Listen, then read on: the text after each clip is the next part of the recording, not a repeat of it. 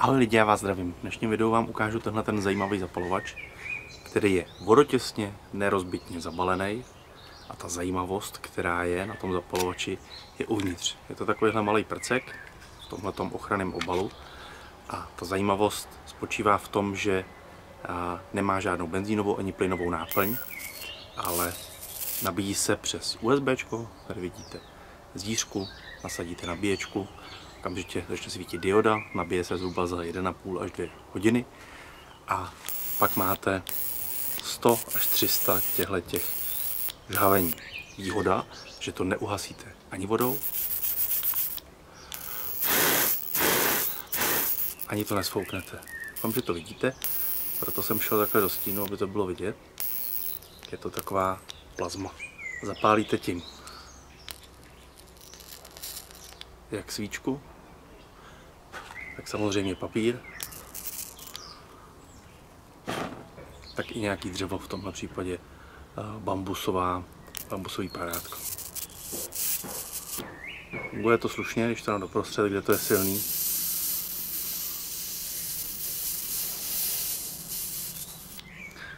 Jak autogen.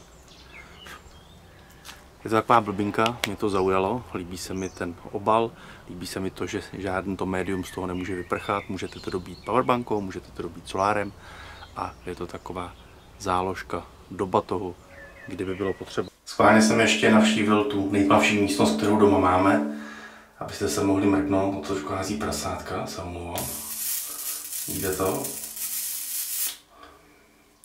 Zkusím potom za chviličku vypnout to noční vidění, abyste viděli, jaký krásný kříž ty paprsky dávají. Tak, vidíte něco? Nevidíte nic moc. Už. Když to zmáčknu, rozsvítí se dioda a samozřejmě se rozjedou i... Já to zkusím takhle. Vidíte ty paprsky? Paráda. Teď bude trochu rachot, zkusím to sfouknout, ale je to nesfouknutelný.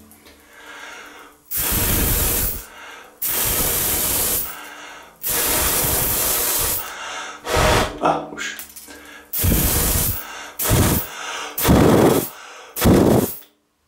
Vidíte, že to dává slušně. Tak ještě vodu.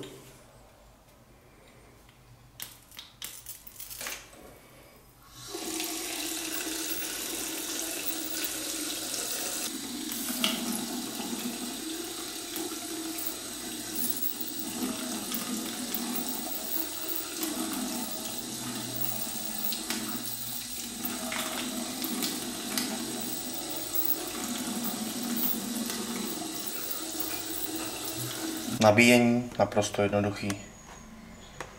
Kabel, USBčko. Zapojím a uvidíte, jak začne svítit modře. Už to svítí. Jakmile přestane svítit, je nabito. Nabíjení trvá zhruba 1,5 až 2 hodiny. Pojistka otevřete, máčknete tlačítko a už to jede. Zkusím teďka tady zapálit tu. Už to jde. Takže vidíte, že to funguje dobře. Nedá se sfouknout. Vodotěsně, nerozbitně zabalený. Zajímavá věc.